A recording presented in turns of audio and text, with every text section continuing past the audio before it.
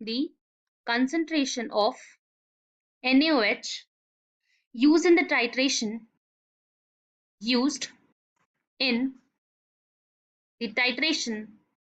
can be calculated by the following steps. Number first, what we need to do, we need to calculate the moles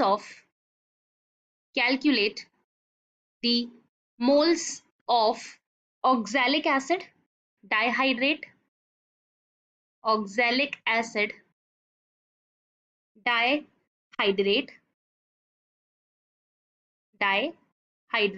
which has the formula as H2C2O4.2H2.